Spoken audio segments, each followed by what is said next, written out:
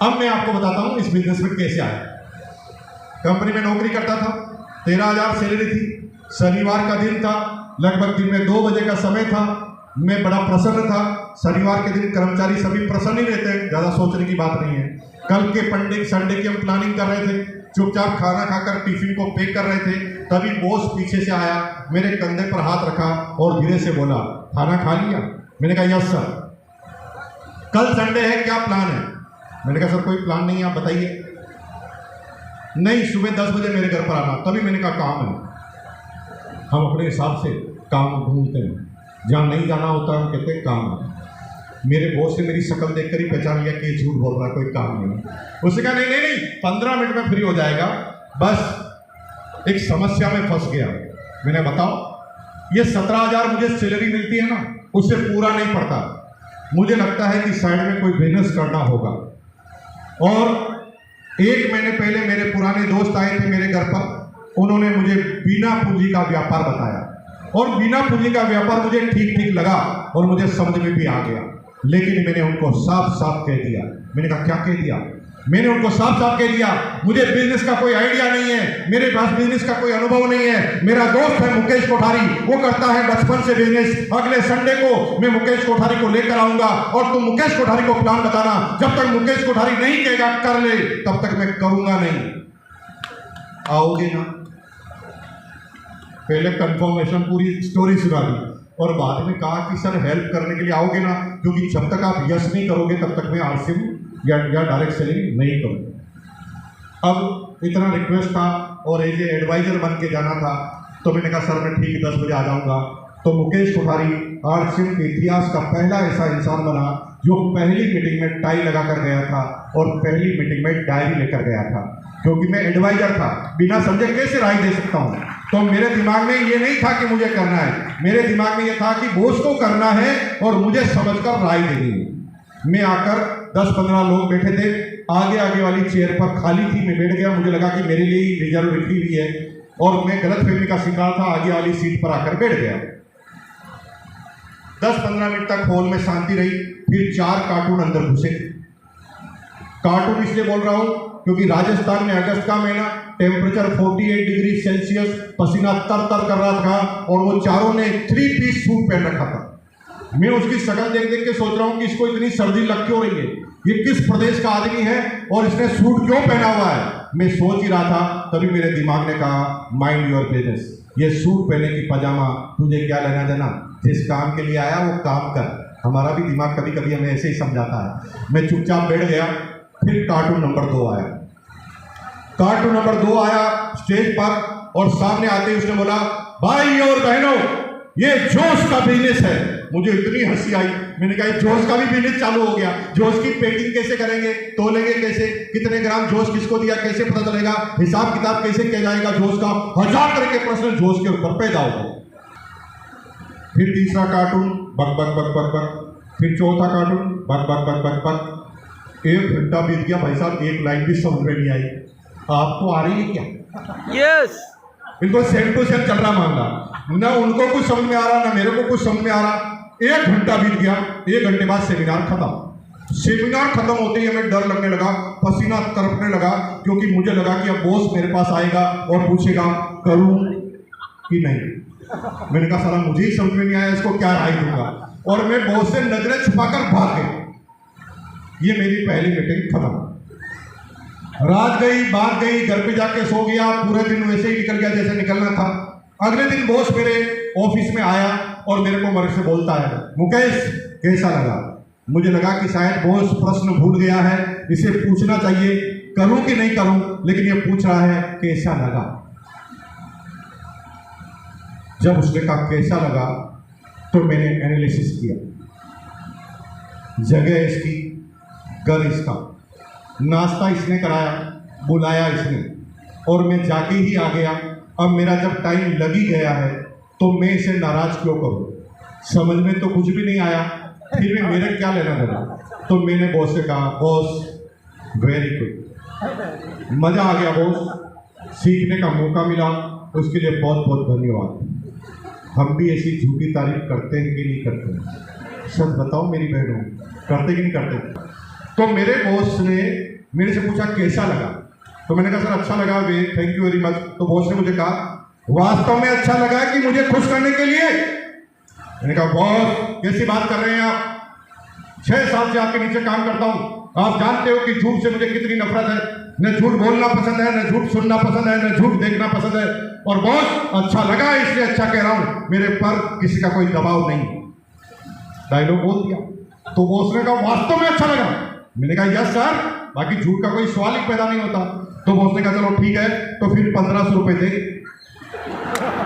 और बाप रे ये क्या हो गया मेरे से, बॉस ने 1500 रुपए मेरे से ले लिए। मेरे लिए 1500 रुपये बड़ी बात नहीं थी, बहुत आसान काम था मेरे लिए 1500। प्रॉब्लम ये थी कि जब मैं वो काले कलर का बैग लेके आया, उस समय इस बिजनेस को ज्वाइन करने के लिए कंपल्सन के साथ बैग लेना पड़ता था। शायद वीकेंड ने ज्वाइन किया होगा, उस समय किट आता होगा, आया था किट, बाद में आप बाद में आए ना। तो पहले काले कलर का बैग आता था, 3 जोड़ी उसमें कपड़े होते थे, और वो कंपल्सन के साथ लेना पड़ता था। अभी आरसीएम के बिजनेस के 450 से ज़्यादा प्रोडक्ट है, गुड मॉर्निंग से गुड नाइट, सुबह आप टॉयलेट क्लीनर से लगाकर रात को सोने तक की बेडशीट, और न्यूट्रिशन से लगाकर कॉस्मेटिक से लगाकर घर के सारी सामग्री, किराने के सामान तक सब आरसीएम के आते हैं। लेकिन उस समय केवल 3 पेंट पीस और 3 शर्ट पीस आते थे। मेरे को काले कलर की किट दी और मैं रास्ते पर सोच रहा था मैं पागल हूँ, मैं गधा हूँ, मैं पागल हूँ, मैं गधा हूँ। क्यों? क्योंकि मैं जिस कंपनी में काम करता था वो कपड़े बनाने वाली ही कंपनी थी, और मैं जो कपड़ा खरीद के लाया था मैं कपड़े बेचने का ही काम करता था, और जिस पेंट पीस को 175 में लाया था उसको 80 में मैं खुद बेचता था। वो 80 में मुझे क्यों मिलता था? क्योंकि मैं मालिक को डायरेक्ट जानता था। मालिक को कोई transportation, advertisement, publicity, agent, distributor, wholesaler, retailer, tax कुछ भी नहीं देना पड़ता था। सुल्तानपुर में तो वो 200 का ही मिलता था, लेकिन मुझे वो 80 रुपये में मिल जाता था, और जो 80 में मुझे मिल जाता था उसे मैं 175 में खरीद के लाया था। तो मैं दुनिया का सबसे बड़ा मूर्ख प्राणी मेरे को मान रहा था। मैं सोच ही रहा था। फिर मैंने दिमाग को थोड़ी तसल्ली दी। मैंने कहा होता है, कभी कभी होता है, कभी कभी मूर्ख बनना पड़ता है, चल भूल जा, एक बुरी घटना समझकर भूल जा। मैं अपने दिमाग को समझा रहा था, तभी मेरी बीबी मुझे याद आई। बीबी मुझे पहले ही भोला समझती थी। वो कहती थी ये बड़े भोले हैं, इनको कोई भी उल्लू बना देता है, ये साफ साफ नहीं बोल सकते। सभी की पत्नियां उसे भोला ही समझती है। हिंदुस्तान में एक भी पत्नी ऐसी नहीं है जो अपने पति को भोला ना समझे। तो प्रॉब्लम थी बीबी। अब बीबी मुझे पहले ही भोला मानती है, ऊपर से कपड़ा लेकर आया हूं और एक कपड़ा ही बेचता हूं और खरीद कर लाया हूं, और जो 80 में बेचता हूं उसे 175 में खरीद के लाया हूं। बीबी मुझे छोड़ी। वो तो पहले ही इतना सुनाती थी, अब मुझे पता था कि घर पे जाने के बाद क्या होने वाला है। तो मैंने सोचा कि अगर मैं किट ले जाऊंगा तो फंस जाऊंगा, और अल्टीमेट मैंने निर्णय लिया कि मैं आज घर पर किट लेकर ही नहीं जाऊंगा। वेंटिलेटर था बाहर, मैंने किट को बाहर फेंक दिया, ऊपर रख दिया। वो किट मुझे वापस कभी मिला नहीं, क्योंकि जिसने रखते हुए देख लिया था वो लेके भाग गया। मेरा पहला किट मेरे पास आया ही नहीं, फिर भी मुकेश कोठारी यहाँ पर भाषण दे रहा है। ये क्या है? पहले से समझिए। This is the God plan.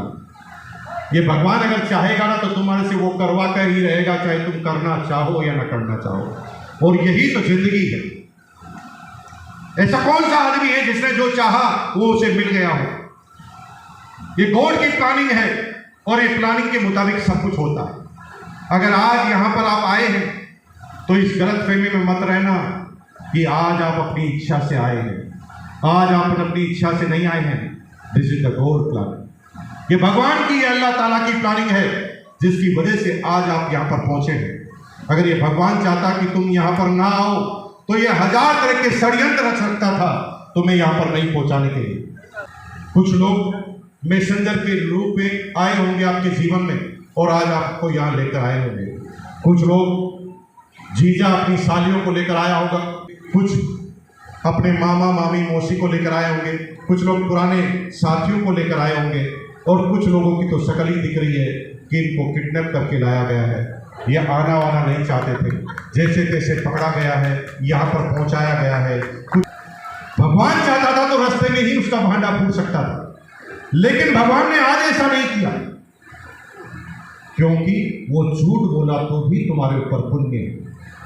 जैसे एक माँ अपने बच्चे के इंजेक्शन लगवाने जाती है तो बच्चे के दर्द होता है, ये हर माँ को पता होता है, लेकिन माँ वो दर्द पहुंचाने के पीछे उसके लक्ष्य को हासिल करती है कि जीवन भर ये बीमार ना हो, इसलिए इसको ये इंजेक्शन मुझे लगाना है।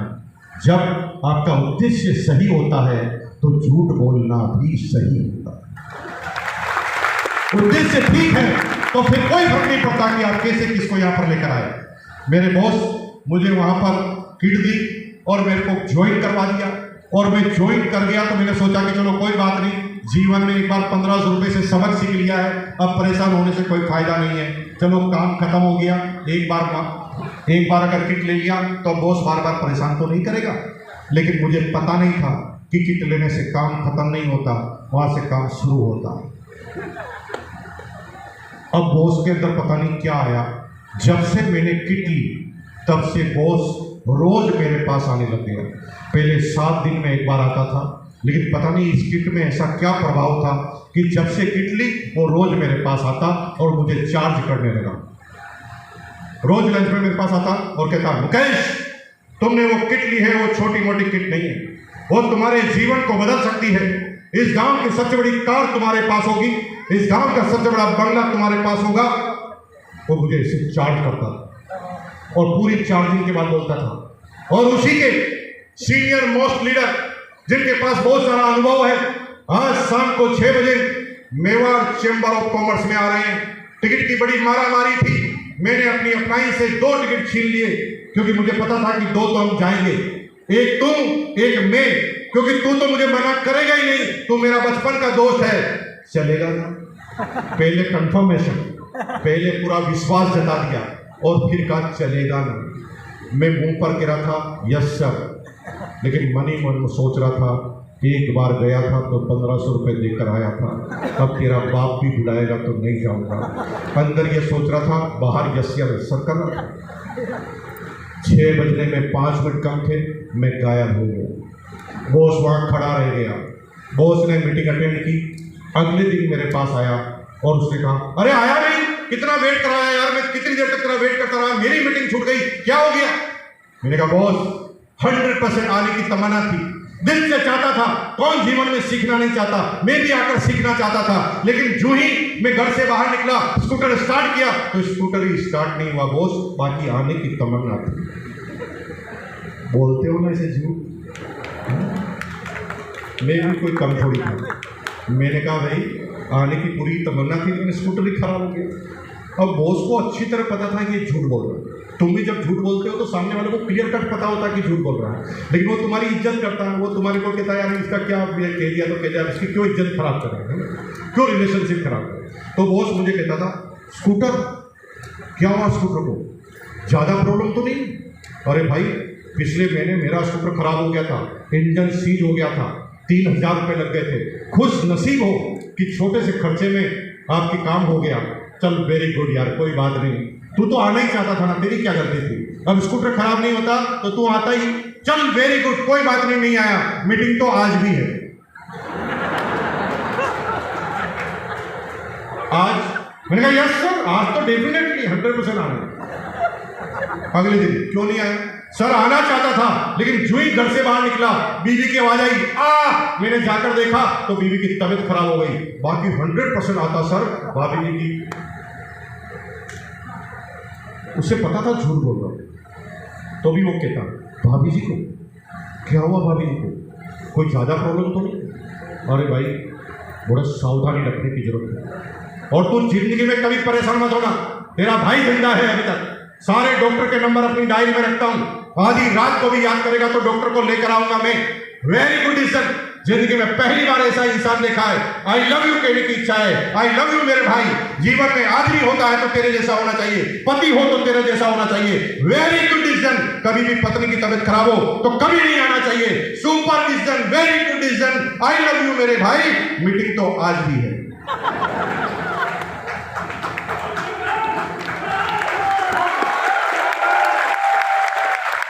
आज तो आएगा। Yes sir. अगले दिन क्यों नहीं आया? सर आना चाहता था लेकिन मेरी तबीयत खराब हो गई। तेरी तबीयत क्या हुआ तुझे? पहला सुख निरोगी काया, दूसरा सुख घर में माया। जब आपकी खुद की तबीयत खराब हो तो कभी लापरवाही नहीं करनी चाहिए, कभी कहीं नहीं जाना चाहिए। Very good decision. मीटिंग तो आज हर डिसीजन को पहले सही साबित करना, रिलेशनशिप को मेंटेन करना और आगे इन्विटेशन दे देना। ये मेरे बॉस के पास जो फॉलोअप की कहानी थी ना, जीवन में मैंने इसी कहानी को सीखा। 15 दिन तक मैं बॉस को मना करता गया। 15 दिन में मेरी हालत खराब हो गई।